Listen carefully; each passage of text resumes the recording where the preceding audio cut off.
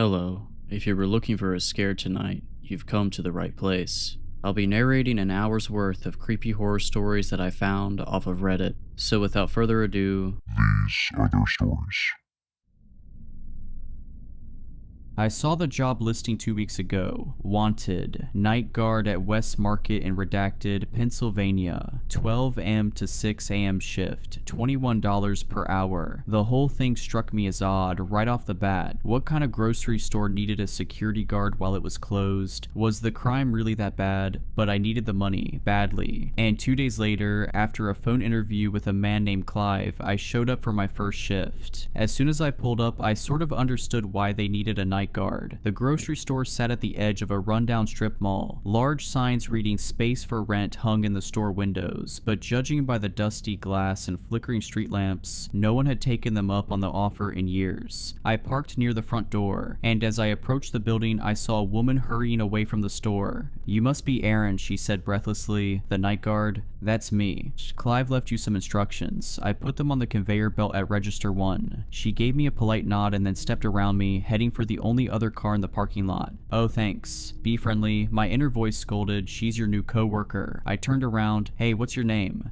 But she was already diving into the car. The door slammed, the car reeled out of the parking space, and then she was gone. So much for a new friend. I turned back towards the store. The parking lot was completely empty now, and the nearest streetlight was flickering with an odd, erratic rhythm. A cold wind swept in, whipping a crumpled paper bag across the parking lot. Well, here goes nothing. I stepped up to the store. The glass doors squeaked as they parted for me, and then I stepped inside. Despite its outward appearance, the store was actually pretty nice inside. Bright fluorescent lights shone from overhead. Jazzy music played from hidden speakers. I headed over to Register 1, where a folded piece of paper was waiting for me. I flipped it open and began to read. "Dear Aaron, welcome to the West family. We sincerely hope you enjoy your first shift. To help you, we've compiled a list of rules that should make your shift as easy as our fresh-baked apple pie. 1. As night guard, you are expected to patrol the store every half hour, making sure nothing is amiss. You may spend the rest of your time in the break room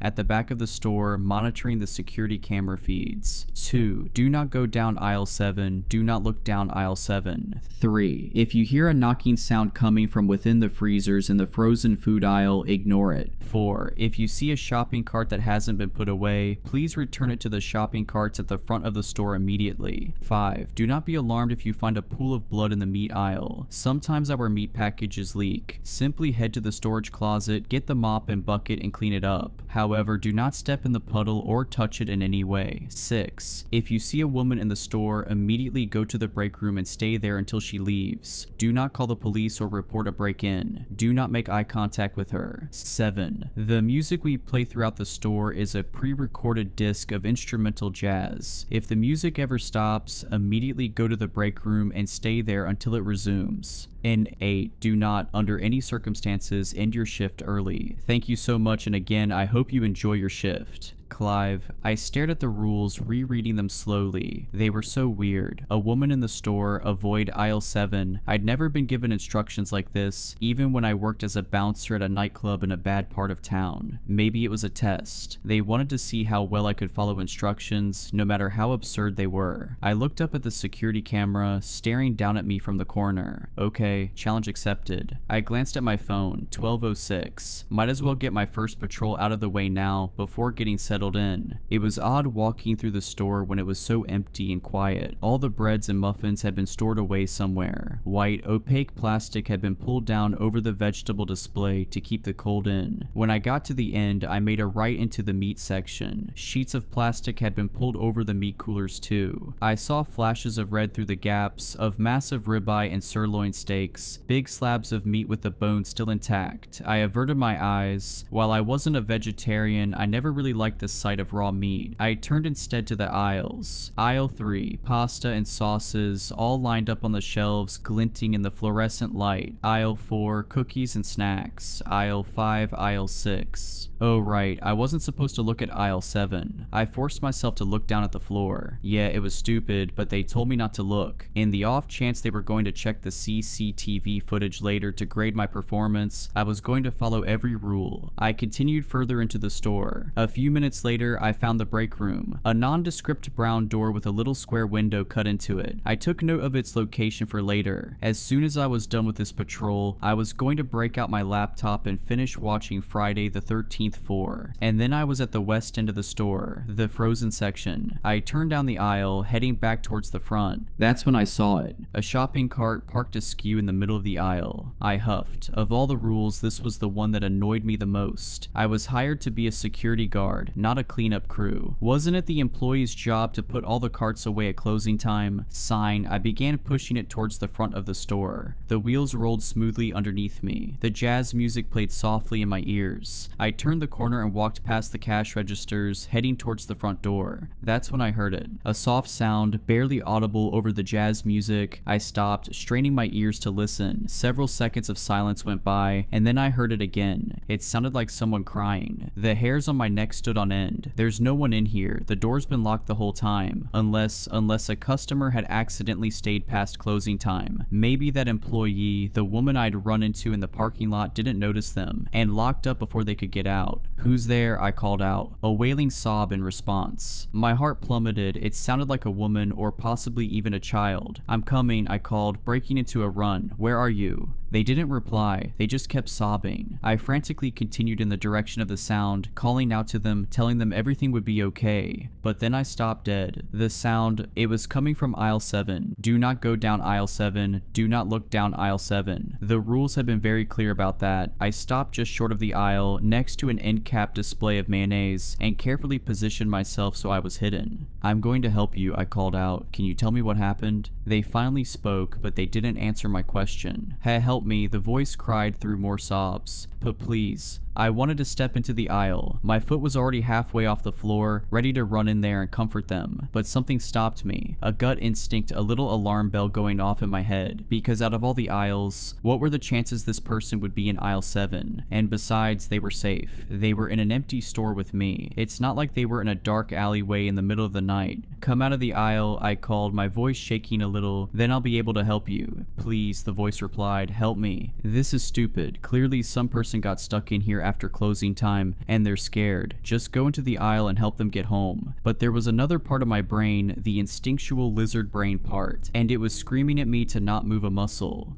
"Do you need me to call someone?" I tried. "Your parents or family, the police?"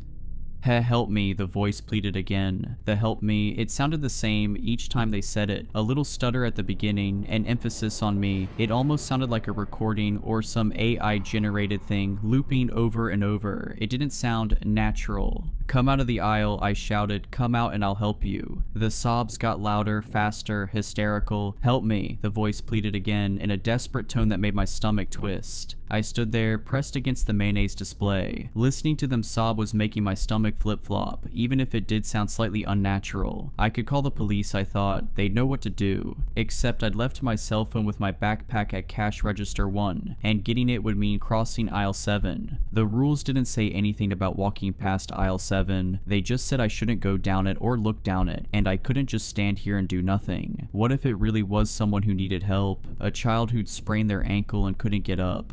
"Don't worry, I'm getting my phone and calling the police," I called out. Then I took a deep breath and stepped across the threshold of aisle 7 towards register 1. As soon as I took a step, the crying stopped. Just like that, violent sobbing, and then, in an instant, nothing. Like a switch had flipped. Then the footsteps started. Loud, slapping footsteps of someone running down the aisle. Way too large to be a child. Coming straight at me. My heart dropped. It's a trap. They're coming for me and I'm probably gonna die here. But as soon as I made it across the aisle, the sound stopped. All I heard were the soft jazz tunes playing through the speakers overhead. I hightailed it to the break room, completely forgetting about the cart I was supposed to return. The break room was small and cramped. The little square window in the door had been blacked out with construction paper from the inside. The only source of light came from the computer screen on the desk, displaying the security camera feeds. I scrolled through the feeds. I quickly noticed that none of them offered coverage of aisle 7. It seemed like the cameras were intentionally placed to avoid that aisle. After searching the grainy black and white video for anything to miss, I leaned back in the chair and closed my eyes. When I finally opened them again, it was almost 12:30. Time for my next patrol. I didn't want to go. I felt safe here, locked up in this little room. But I also knew I wouldn't be safe if I didn't listen to the rules. I shuddered, imagining what would have happened to me if I'd gone down aisle 7. If I hadn't listened. I pulled myself out of the seat and headed for the door. The store was completely silent. No hysterical sobbing or pounding footsteps. I started my patrol near the back, walking up aisle 17. Cans of food glinted on the shelves as I passed, but when I glanced at them, I didn't see any labels I recognized. No chef ravioli or giant green men, just generically labeled cans of meat stew. In fact, all the aisle had was meat stew, the same cans over and over and over. I reached the end and turned right towards the front of the store, and that's when I realized that I had already broken one of the rules. The cart. I hadn't returned it. It wasn't where I'd left it. Instead of haphazardly parked near aisle 7, it sat next to one of the cash registers, like some ghost man was checking out his groceries. I paused for a second, hands hovering above the handle. Then I grabbed it and headed towards the door. Outside, the parking lot was pitch black, not a single street lamp. The shopping carts are only a few feet from the door, I told myself. Just go in and out, it'll take 2 seconds. I did it as quickly as possible. I ran into the darkness, slammed the shopping cart into the row, and dashed back inside. Then I shut the doors and clicked the lock. Okay, that wasn't too bad, I said to myself, letting out a sigh of relief. For a second, I reveled in the peace of the store, the silence, the safety of being locked inside with no one else with me. But then I stopped. The silence. Oh no, the jazz music wasn't playing. How long had it been off? I'd been so preoccupied with returning the cart, I wasn't even paying attention. I broke into a sprint towards the back of the store, cookies and snacks flashing by me. Then I swerved right and sprinted into the break room. I pulled out the list of rules and read them over again. Do not, under any circumstances, end your shift early. Why did he write that? Was it just because he didn't want anyone flaking out on him? Or if I left early, would some horrible fate befall me? Because I really wanted to leave. I opened my backpack, pulled out the soda I'd brought and popped it open, took a sip, scrolled through the security feed. 5 more hours. The next 4 patrols went fairly well. The rules didn't say how long they had to be, so every 30 minutes I sprinted a lap around the store as fast as I could. The whole thing only took about a minute. Then, for the other 29, I locked myself in the break room. On the second patrol, I heard knocking as I ran down the freezer aisle. It started as light tapping across the glass, then crescendoed into loud thumps, like someone was slamming their palms against the glass doors. As per the rules, I ignored it. I just kept running until I made it back to the break room. On the last patrol, the music had cut out again, so I quickly detoured and got to the break room as quickly as I could, the silence ringing in my ears. And now here I was in the break room with 3 hours left. I stared at my phone's clock, ticking slowly towards 3 a.m. I stood up, shaking out my nervous energy, preparing myself to sprint. I'd been a runner back in high school, but in the past 10 years I'd gotten way out of shape. The last patrol had left me panting and breathless, legs aching. My hand closed around the doorknob. My heart hammered in my chest. 3, 2, 1, go. I wrenched the door open and shot out into the store, but I didn't get very far because there was an enormous pool of blood on the floor. I froze, all the air sucked out of my lungs. I stared at the blood shining in the fluorescent lights. The rules said to clean it up, but that would take at least 10 minutes. I wasn't safe out here. I swallowed. Then I hurried to the supply closet, got a mop and a bucket, and started cleaning as fast as I could. The job was messy. I slid the mop through the blood, then dunked it in the bucket, rinsed and repeated, the soapy water-tinged red. A few times it splashed up and almost landed on me, but I did it. I cleaned it all up without touching a drop. Unfortunately, by the time I was finished, it was 3:27. Time for my next patrol. I was too tired to run, so I settled for a brisk walk around the store. I headed up through the frozen food. I noticed now there were handprints on the glass doors. Handprints of all sizes, tilted and smudged, except the proportions looked all wrong, with fingers that were too long, too thin. I averted my eyes and kept going. 2.5 more hours. My footsteps clicked against the tile floor. The jazz was starting to grate on my nerves. I must have heard the same looping saxophone melody 20 times now. It made me want to punch something. Sighing, I continued towards the produce section, briskly walking past the aisles. Then I stopped. Something caught my eye in one of the aisles. I backed up and took a better look. Someone was standing in aisle 9. A woman. She wore a blue linen dress and black high heels. Long black hair cascaded down her back, almost to her waist. She faced away from me, standing still, her thin white arms hanging walking limply at her sides. In her hand was a basket filled with cuts of raw meat. The rule echoed in my head: if you see a woman in the store, immediately go to the break room. Do not make eye contact with her. I slowly backed up as quietly as I possibly could. Then I started down the next aisle towards the break room. Click, click, click. I heard her footsteps echo against the tile. I hurried my pace towards the break room, but then I stopped. Her footsteps weren't coming from behind me. They were coming from in front of me. I averted my eyes to the floor, just as I saw two black high-heeled shoes step into the aisle. I stared at the floor. Do not make eye contact with her. Do not make eye contact with her. The words repeated over and over in my head, but I had to get to the break room and she was standing in my way. All I could see were her shiny, high-heeled shoes, and the little drops of blood that leaked out of the meat packages in her basket, staining the floor. I backed up. That was the only way I could go. I kept my eyes on the floor, careful not to look up, but she was following me. Click, click. For every step I took, I saw a shiny black heel come into view, attached to a thin white calf extend, keeping time with me. I quickened my pace, so did she. Click, click, click. I wheeled around and broke into a sprint. Click, click, click.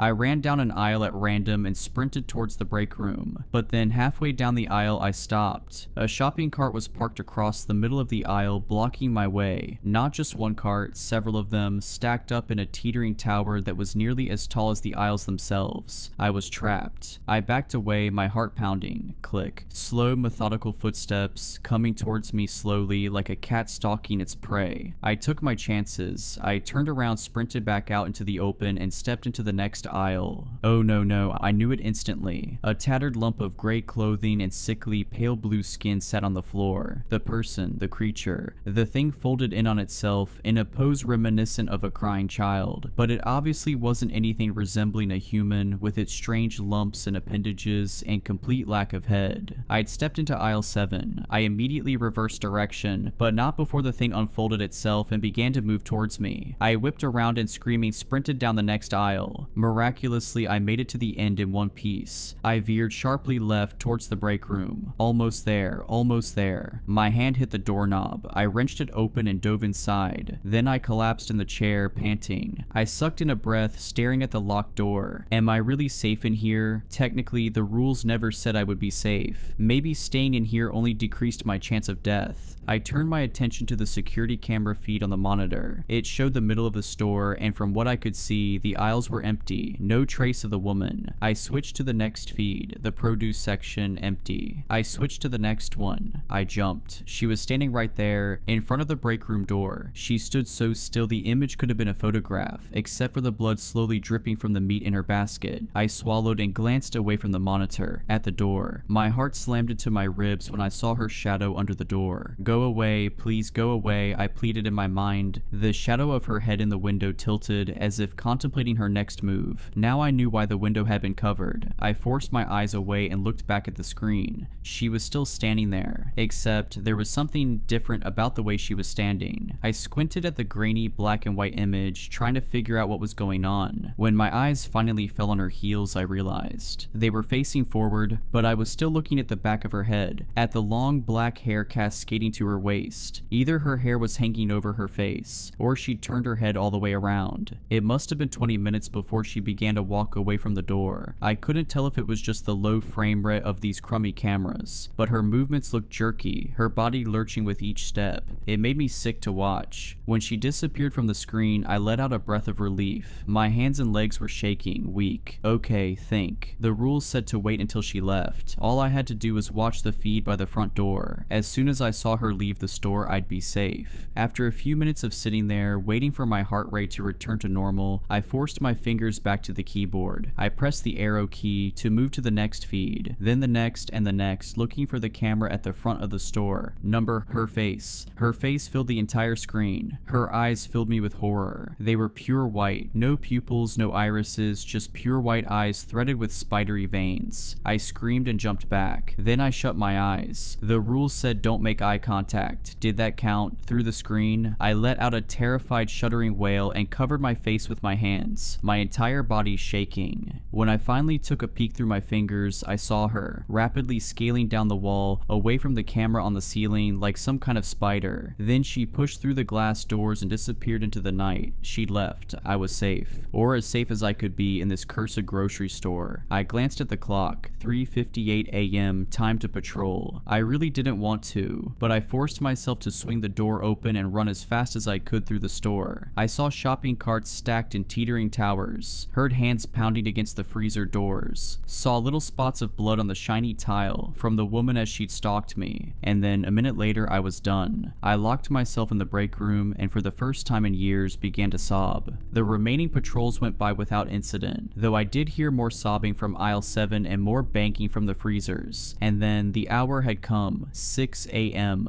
My heart soared at the sight of the pink dawn sky through the glass doors. I was safe, I was free. When I glanced out into the parking lot, I saw a few cars pulling in, disgruntled, groggy employees clutching coffees heading towards me. As soon as the first one came in, I flew out of the store, ran to my car, and got out of there as fast as I could. I had never felt such relief, such happiness. I felt like a new man. All of my problems, even my financial ones, seemed dwarfed by what I just endured. When I pulled onto the main road, I rolled down my windows and flicked on the radio. But it wasn't my usual classic rock station that blared through the speakers. Instead, I heard the upbeat tune of a saxophone. And as I listened to that horrible looping melody, I realized that my days as a night guard for West Market may not be over yet.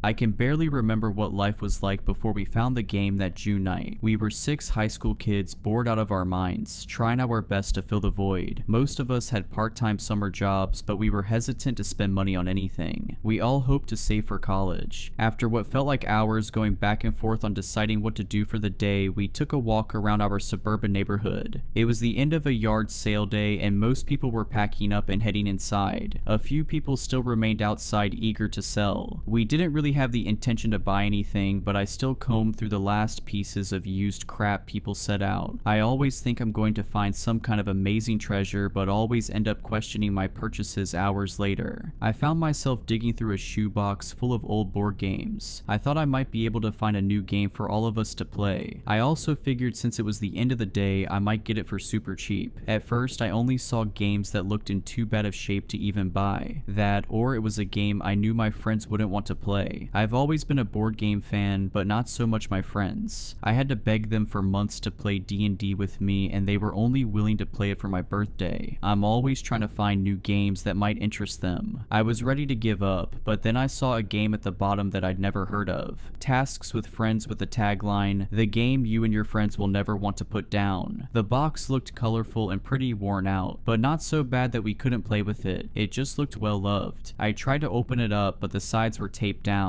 I mean, it makes sense. You don't want all the pieces to come flying out after all. I didn't see a price tag or sign for the price, so I found the owner and asked her, "Excuse me, how much are you charging for the game?" I said eagerly to the woman while admiring the bright colored box that lacked any company branding or trademarking. "Oh, that old thing. I don't know. Do you have $1 on you?" the woman said as she put the yard sale leftovers into one big box. As she told me the price, I perked up and started to dig through my purse. She either got annoyed with me taking too long or just wanted to be nice and told me to just take it. She immediately started to back up her box again. "So, is the game any fun?" I said to her awkwardly. "I actually never played it. My friend Jen gave it to me a few years back because her kids got obsessed over it or something, so she just wanted to get rid of it. She thought my family would enjoy it, but we just never got around to playing it," she said with her back facing me. I kindly thanked her and called for my friends to come over to see what I got. As I called for them, I could see their curiosity over what I found. That excitement was quickly lost when they saw I had a board game in my hands. They rolled their eyes knowing that I would try and get them to play it with me. "Kate, you know we don't do the board game thing," Aaron said to me annoyed. "Come on guys, you've all been going on and on all day about how bored you are. At least try. This game looks really fun. I actually haven't played this one before, so we can all learn together," I said as I saw their faces start to grow curious again. begin. James came up to me and gestured at the box in my hand. I gave it over to him, hoping that he would be convinced to play after looking at it. I knew if he was down to play, everyone else would be too. As he held the box, I could see the expression on his face change from doubt to excitement. "This game looks like fun, let's go play," he said with a giddy tone I'd never heard him use. He started to jog in the direction of his house with me close behind and the rest of our friends slowly walking behind me, looking confused as to why James was so excited to play a board game when he was normally the person most against them. We all made it back to James's house. We walked in and were greeted by his mom, confused as to what made her emotionless son so excited. As we stood in the entryway not sure what to say, we heard him calling us from the basement. We ran down the steps to see the game fully set up on the floor and ready to play. He was sitting on a pillow reading the instructions with intense concentration. "James, are we actually playing this game?" Bree whined. "Yes we are, I promise. If you just sit down and start to play, you will have fun. I had a chance to learn the rules while you guys got here," James insisted as he shuffled a pile of cards one last time. After a few minutes of back and forth, everyone was sitting down and ready to play. James explained the rules of the game directly from the intrusion manual. Each player starts with their token at the start of the board. Players will take turns drawing a card from the top of the deck. Each card will have a task. If that task is completed, you may move the number of spaces that are specified on the card. Once you see the card, it will say secret or public at the top. If it's a secret card, do not read it out loud. This task must be completed without anyone noticing or questioning the action on the card. For example, hold someone's hand, sing a song, insult someone, etc. Just complete the task without anyone calling you out. If a player does something you believe to be a secret task, say out loud "deceiver." If the player was caught, they will show their card and fail their task. Do not move any pieces. If the person who calls out "deceiver" wrongly accuses the player, then they must move back one space. The accused player will keep that card and continue to try and complete the task. Once you have successfully completed a secret task, you may announce "task complete" and move your token forward as many spaces as specified on your task card. If you pull a public card, you must read it out loud. These cards will include things like saying the alphabet backwards, don't say or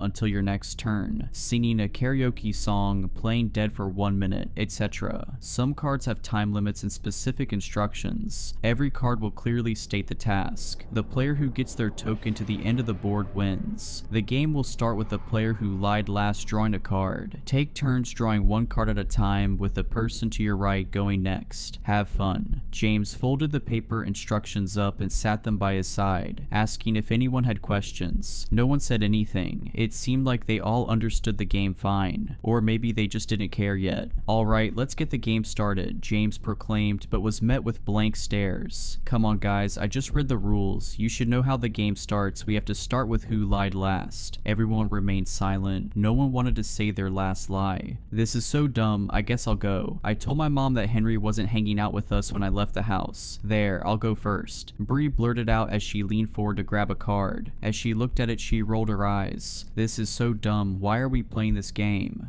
"Come on, Bree, it can't be that bad. Can you read it out loud?" Henry said, sensing that the card was embarrassing. "Ugh, public card. Pretend to be a cow for 3 minutes." She threw the card down and looked at Henry, who was to her right, expecting her turn to just be over and not wanting to even try. The rest of the group started to laugh and encourage her, chanting her name and begging her to do it. After about a minute, she gave in and got down on her hands and knees. When she first started, she was annoyed, staring daggers at Henry. As her time ran down, I could see in her face her feelings towards the game change. When the timer went off, she didn't stop for a few seconds. She kept going because she was laughing so hard. "That was so fun. Someone move my token up one space. Henry, it's your turn now," Bree said with a giggle and a newfound excitement. Henry looked at her in disbelief. He was so used to her cold exterior but liked that this game made it melt away. Henry picked up his card. He motioned, zipping his lips shut, and shook his head. Me, Bree, and James all squealed in excitement, with the rest of the group looking lost, not understanding what they missed that got us so excited. Since Henry had a secret card, it was AJ's turn. turn. She was chuckling along but clearly just doing it because she didn't want to look dumb for asking us what was so funny. She pulled her card and read it out loud.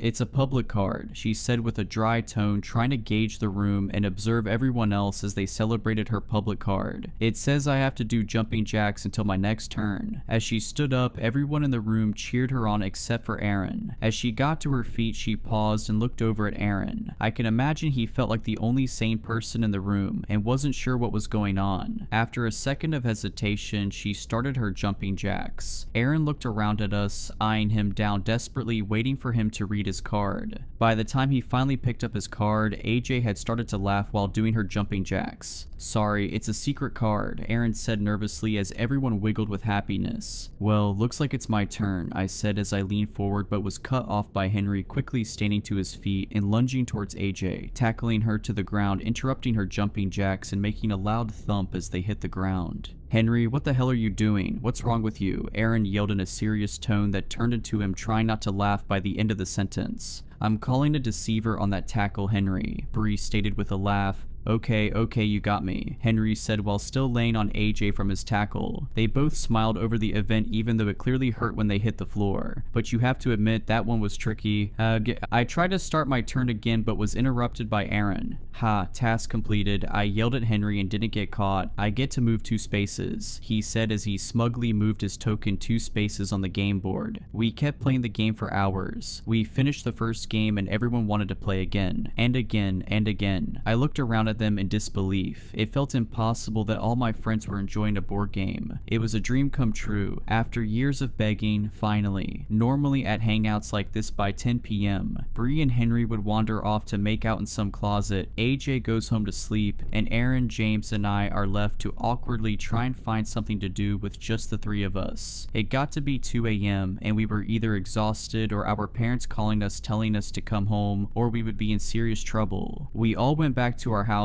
but all had a hard time going to sleep. We stayed up until 5 a.m. for some of us, just talking about the game over text, strategies when we could play again, funny things that happened that night. We couldn't get enough. The games we played started out pretty simple. No tasks got too wild, and while we really loved to play, it wasn't like it was taking over our whole lives. Not yet at least. Because we played the game at James's house the first time, we ended up just keeping it there. Even though the game was technically mine, we always hung out at his place so it just made sense. It was around 10 a.m. the next day when our group chat started to blow up with everyone asking when we could get together that day. Now, because it was summertime and we were all teenagers, we either had work in the mornings or most of us slept until noon. But not me. I was always up early waiting for my friends to get up so I had something to do, or trying to make some money as a dog walker. That being said, I was shocked when I saw that everyone was up and everyone claimed to not have work. James didn't have a job at that point, so of course he was free, but everyone else was too. That did not happen often. We all met up at James's place at around 11 a.m. that same day. Everyone eager to play. We must have played 10 games that day. The games consisted of us doing accents, being banned from saying certain words, backflips, and so on. Nothing too weird. We realized after a few games that we never got a repeating card. Not one time. This was strange because there were probably 200 cards in the deck, but even with us playing a dozen games, every card was new. I knew I had a couple of dogs to walk that evening, but texted the owners to cancel. No way was I going to leave while all my friends were enjoying a board game this much. I knew AJ said something about her having a shift at 4 p.m., but when the time got close, she went to the other side of the room and called out of work. She didn't even mention it to us or talk about it. She just stood up, walked to the corner, talked to her manager, and came back. No one thought anything of it. After a few minutes, she loudly proclaimed, "Task completed," moving her token up 3 spaces. We looked around confused at what task she had, and the card said, "Call out sick to work." We were surprised by this card, to say the least. It was the first time a card had to do with something outside of the players. Everyone else in the group canceled any plans they had for the rest of the day, although AJ was the only person who completed a task for it. It was around 11 p.m., which made it a full 12 hours of the game. Bree pointed out that we forgot to eat any food all day. After thinking about it, I realized that I hardly hardly drank any water, and went to the bathroom like one time all day. Things started to get out of hand that night. AJ pulled a card that said to go into a closet with the player to her left and kiss them for 5 minutes. Of course, that player was Henry. Bree was not happy, but she knew how serious everyone was about the game. She told him she wasn't okay with it, but he insisted that it was just a game and it wouldn't mean anything. It was worth 4 points for both people who would go into the closet. AJ and Henry stood up and went to find a suitable space, all while Bree freaked out and said she would end things with Henry if he went through with it. It was never completely clear what Henry and Bree were. They don't like to use boyfriend and girlfriend, but everyone knew they were a thing. Aaron tried to call it off, saying this wouldn't be worth it and to just stop, but it was like they didn't even hesitate. Bree sat on the carpet and started to cry as the timer on her phone counted down an agonizing 5 minutes. I thought I would either hear kissing or nothing at all, but instead I heard talking. It started as soft whispers, then crying and yelling. They stayed in for about 2 minutes, then came tumbling out. "That's it, Henry, I can't believe you would do that for a game. We are over," Bree said with a red wet face. Henry came and silently sat down with AJ. AJ was now beet red as well. Despite 3 of my friends just going through something I couldn't wrap my head around, they all looked at James calmly and nodded for him to pull his card. No one had moved any tokens forward, so it was clear they failed their task of kissing in the closet. James hesitantly leaned in for a card and read it to himself as we were bombarded by Bree, AJ, and Henry all saying, "Task completed," and then shot confused faces at each other. They all threw down their cards and moved their tokens forward. Bree's card said break up with Henry. Henry's card said make AJ cry, and AJ's card said tell Henry you love him. All those cards were worth way more than the stupid kissing card, so the kissing task was ignored and they all individually completed their hour tasks without ever communicating it with each other. They all saw opportunities to complete a task worth more points and they took it. After this moment, it was like nothing even happened. The girls stopped crying and started laughing and saying how impressive the completion of the tasks were. "Wait guys, something is wrong here. Do you not see it?" Aaron said with concern, trying to take a break from the game. "Oh, stop. You are just jealous you didn't get to move 6 spaces," Bree said with arrogance. "No, I'm not talking about that. Does no one find it weird that the cards are using our names now? Not only that, but the cards are somehow interacting with other cards to almost try and make bad things happen," James blurted. As he said that, it was like we all froze in our spots, all looking at each other, realizing how hungry and tired we were, looking around at the room, seeing how big of a mess we made. Bree grabbing Henry's hand with a look of sadness and coming to grips with how they hurt each other for a game. I looked down at my arm and was reminded of the crud things I had drawn on my arm with Sharpies in order to move 1 space in an earlier game. I saw Aaron's jeans that were now cut into shorts with some kid scissors. I looked at James's legs and saw his one shaved leg lying crossed over the untouched hairy one. I looked at AJ and saw she had a huge purple bruise on her arm. At that moment, I remembered feeling like an addict trying to get off drugs. I knew this game was hurting us. I wanted to stop but felt like I couldn't. I could see the same feeling in all my friends' eyes too. The urge to say one more game, just one more time, just to feel the high of this dumb game again. I think we need to take a break from this game, guys. It's getting kinda weird and out of hand, I murmured with the strength that I somehow mustered up. It was like telling an alcoholic you were taking away their beer. They all looked horrified at the idea of not playing the game for even a moment. Just then, James's mom came downstairs and was horrified at what she was looking at. 6 disheveled teenagers all sitting in a circle looking like they had all just been through a war. Not only that, but her whole basement was a mess.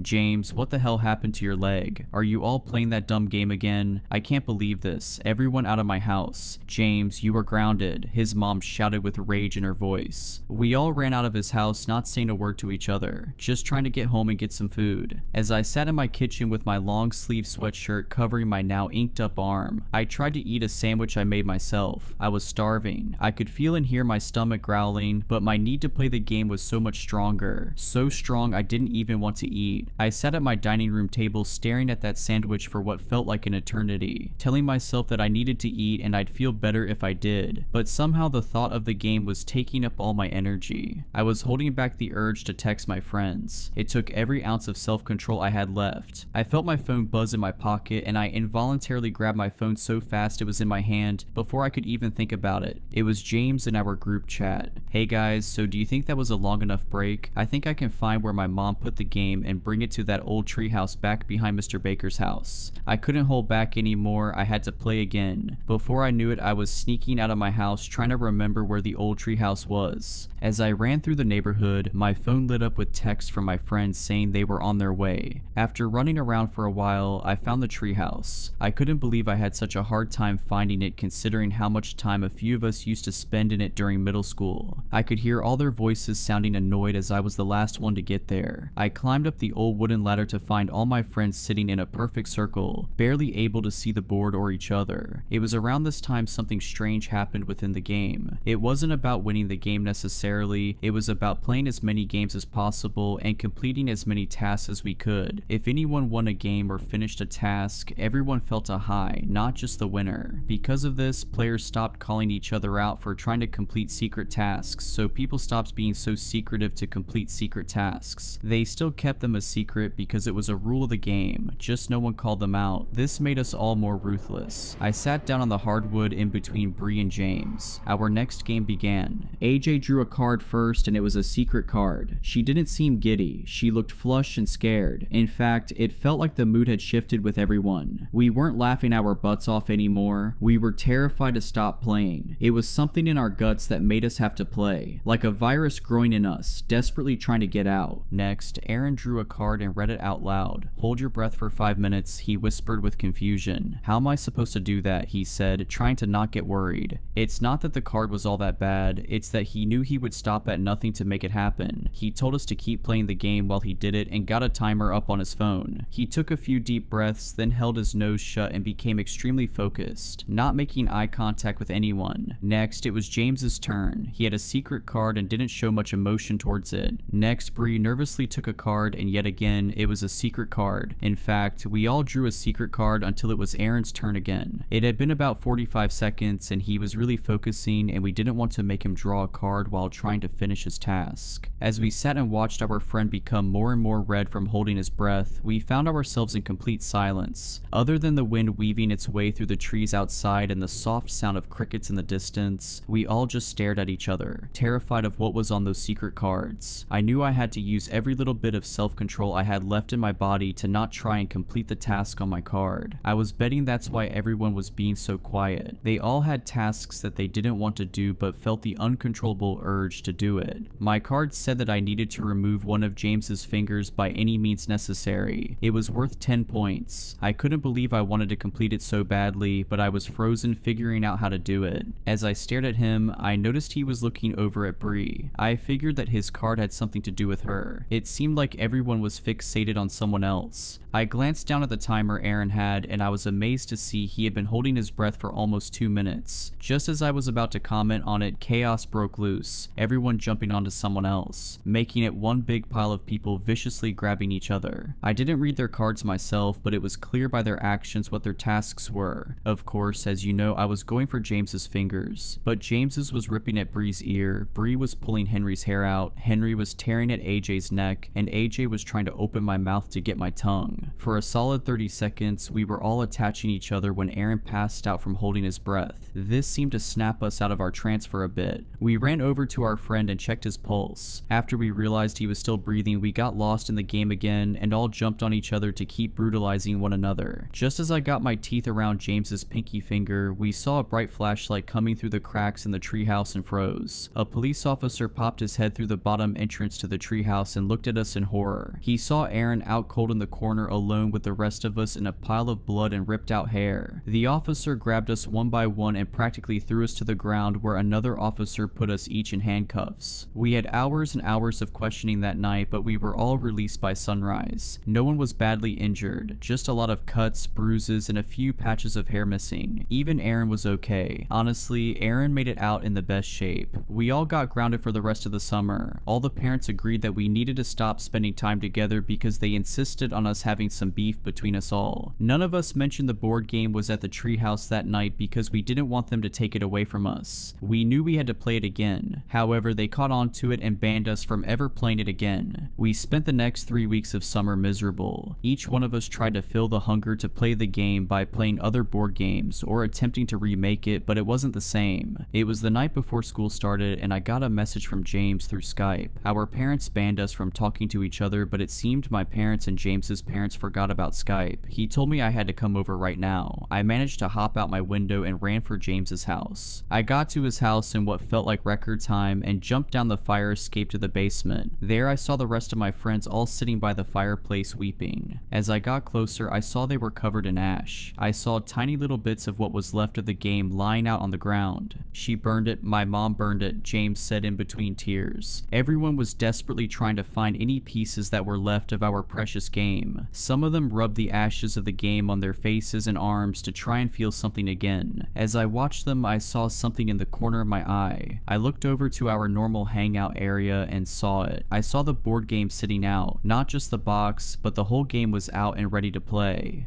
Are you sure that your mom burnt it, James? I said as my eyes got glazed over looking at the beautiful board game sitting out for us to enjoy. Yes, I'm sure. She did it right in front of me, so I'd stop looking for it. Just as James finished his sentence, he looked at me and then at my eyeline. He saw the game. The next week of our lives was a whirlwind. After James's mom burned the game and it reappeared, we all ran away with the game. We stole a car from AJ's mom after we got a task card for it and left town. We would play the game in the car, in random fast food restaurants, and sometimes in parks. It's all we did all day. We would fall asleep playing the game and only manage to eat maybe a bag of chips or something small during the day. We kept moving because we didn't want to be found. In that week, we all managed to lose our jobs and all missed the first week of our senior year of high school, all because we were addicted to a board game. I still remember the last game we ever played. It was a late Sunday night. We were actually in our town sitting in an old barn near the treehouse we sat in before, all because the board game told us to. Up to that point, we were hanging out far away from home. We didn't want to be so close. We knew we could be found easily by our families and the authorities if we were too close, but we had no choice. We were slaves to the game. At this point, we were in bad shape. With every new game started, we broke down a little bit more. We surrounded the board with tired eyes and growling stomachs, missing teeth and bruised bodies, concussed heads and broken toes. Please, we have to stop. I can't do it anymore. I want to go home, Bree said as we were about to start our next game. I can't imagine not playing this game. It's all I ever want to do. I think I might die if I couldn't play it. I know the game hurts us, but it would hurt so much more if we stopped playing it, Henry said with a gravelly voice. Guys, why are we talking? We have to play again, Aaron said while trying not to cough.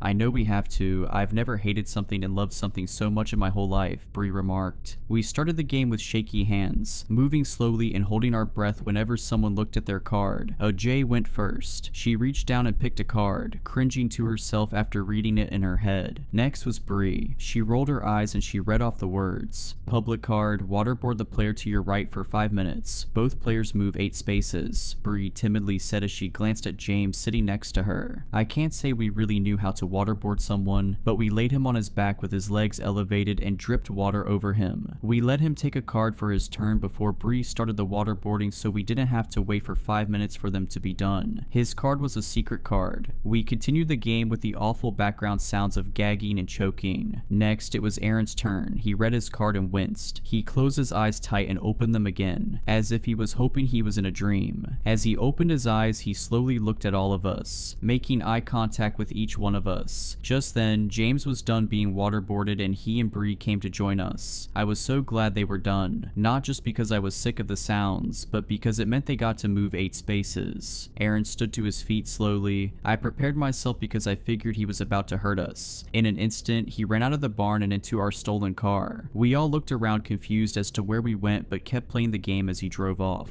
Next, it was my turn. Public card, jump off the roof of the barn, 9 points. I said out loud nervously. Henry and AJ jumped up and started to walk outside, not even questioning if I would do it or not. They weren't wrong in the assumption. Before I could even think, I was on my feet trying to find a way up to the roof. I found my way to the top of the 10-foot tall building. I took a deep breath and leaped off and was met with a hard thump as I hit the ground. I felt a gut-wrenching pain in my right ankle as I landed. I knew I broke it. I had no doubt in my mind. I was thrashing in pain, grabbing grabbing my ankle as my friends dragged me back into the barn. We knew we had to keep playing. Next, Henry took a card. He picked it from the pile with his eyes closed and brought it to his face while peeking just enough to see the words on the card, then closed his eyes again, trying to pretend he never read the words in the first place. Next, AJ took a card. Even though it was a secret card, I knew it was about me. She glanced down at my ankle right after her eyes left the card. Just as James was reaching for his card, we saw Aaron walk back into the barn. We all sat in shock as his silhouette became clear and vivid in the doorway. Blood trickled down his arms and hands, dripping on the dirt as we all stared at each other. His eyes were blank at first, but then turned to pain. We watched him as he walked from the doorway to the game board, blood dripping on the game as he moved his token 30 spaces. Aaron, what have you done? 30 spaces? AJ muttered in fear. James, I'm so sorry I had to. Aaron whimpered as sat in the dirt with his secret task card crinkled in his bloodied fist. Tell me what you did right now. What the hell does your card say? Show us, James yelled as he stood to his feet. Just as James was about to jump onto Aaron, Henry reached into his pocket and pulled out some matches we used to start small campfires while we had been on the run. We all stood still waiting to see what he was about to do as he lit 3 matches and threw them into the nearby hay bales, igniting the whole inside of the barn. Without hesitation, AJ saw the opportunity and stomped on my ankle as hard as she could. If it wasn't broken before, it sure was now. I looked down at it to see it now bent sideways. She then stomped on my other ankle, not breaking it but making it so I couldn't walk. She moved her token 12 spaces. Even though I was in agony from the pain, I still felt such an intense high from her moving so many spaces. Aaron dropped his card in the midst of everything happening. James fell to his feet to see the card and started to weep as he read it out loud. Secret card, kill James's mom, move 30 spaces, he said with anger bubbling up. I can't believe you would do that for a dumb game. But how could you do this to me?